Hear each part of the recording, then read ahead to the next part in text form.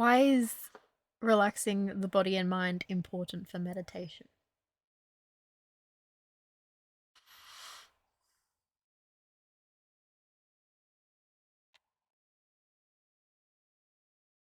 You have a certain perception of what is real and what is true about yourself and about your life. Your consciousness, your immediate consciousness is operating in a certain way. If you shift your attention and so say you're operating in the senses normally through the day in the body and the world, dealing with the world and responsibilities, and then you get a bit of space in your day opens up where you don't actually, nobody's asking anything of you and you have nothing to do because you've done all the things for the time being. The stuff you have to do later is not till later, so you've got time and space. If you just suddenly sit, close your eyes, and relax, your whole perception of life can shift. And that happens when you take your attention off of whatever it is it's been on, and you just take one step deeper into a more inward state, which can completely shift your perception of life and what it is. So that's just one level, one layer of it. What happens if you go even deeper into that? Relaxation is very funny because you watch the way your consciousness is operating has a certain level of tension and relaxation. And then you relax it deeper. So tension release is released in the system and the relaxation deepens. And then you'll watch that level of relaxation and your whole perception of life will have shifted. Suddenly you might go from being aware of yourself and your thoughts and your relationships and your job to all of a sudden, in one level deeper of relaxation, you're now suddenly aware of all of the animals and nature and wind and earth around you. And you've just totally forgotten about all of the stress that you had with your job and relationships and labels and names. Now you're suddenly aware of a force of life which doesn't experience the stress that you were just experiencing a moment ago. That stress doesn't go with you because it doesn't exist at that level of your consciousness. Now, what happens if you stay there? Does your consciousness go to an even deeper level where it releases even that stress? Where suddenly there's no movement, there's no disturbance to your consciousness. It's unbelievably peaceful. Like, it's up to you whether or not you want to be able to access those types of, or those levels of your own consciousness, or are you just stuck in the world? Are you stuck in the part of you that is engaged with stress all the time? Are you stuck in the part of you that suffers, that experiences suffering? The level of you which thinks you are a being and a body and a person and that you were born and that you're going to die.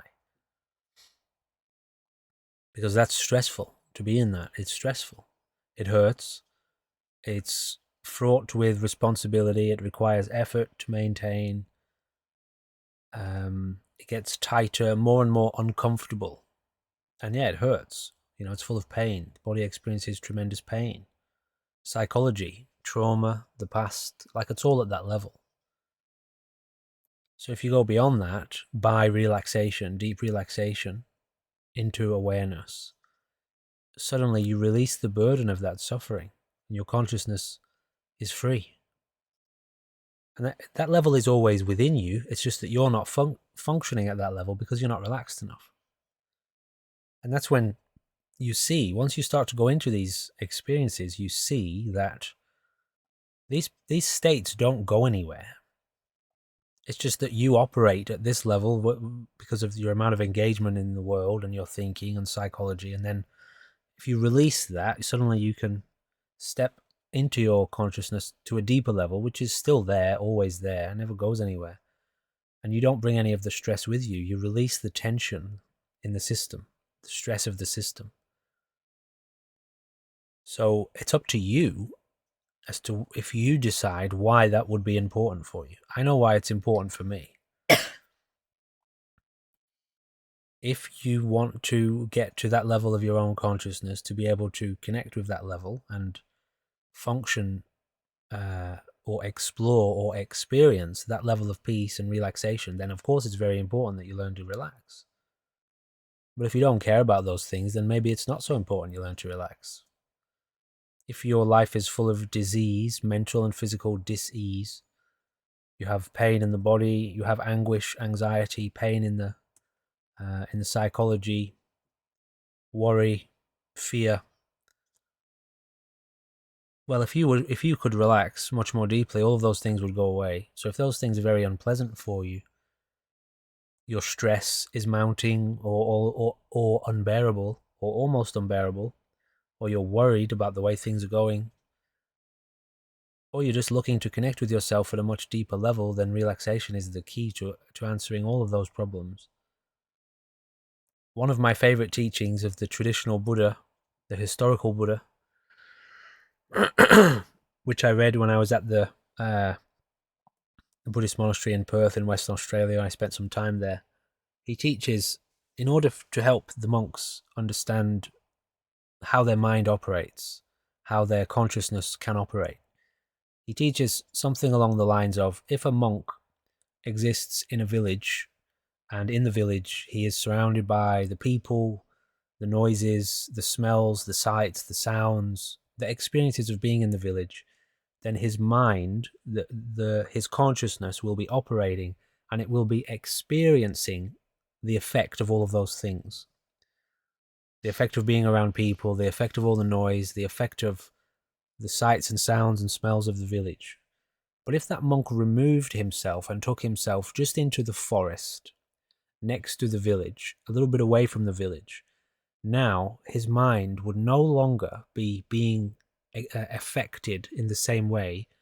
The monk would no longer be experiencing the level of stress that he was experiencing in the village, would now have transformed because his environment is different. His mind would now be operating under the stress of the forest, which is much more natural, much more quiet. There's still loads of animals in there. There's still loads of sounds and sights and smells, but it's very different to what he was experiencing in the village. So he's shifted, essentially his consciousness has shifted to a different perspective, even though he's still operating in the same body. Now, the Buddha goes on to teach that if the monk would take himself even further away from the village into a cave, now his consciousness would no longer be being subject to the stress of the forest because it's even quieter and more isolated in the cave.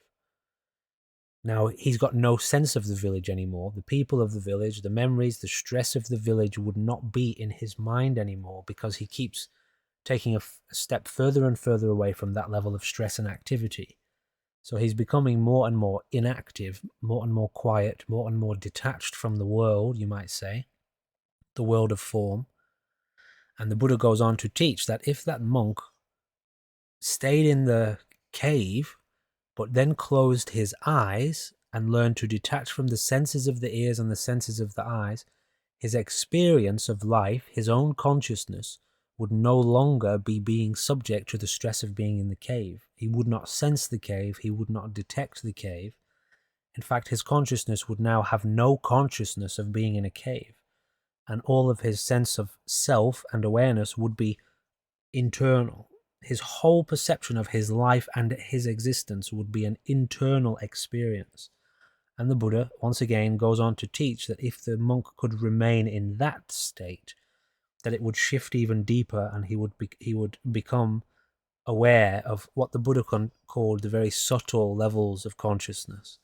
One in which essentially, in modern language, we say the whole sense of being, the whole sense of identity completely disappears.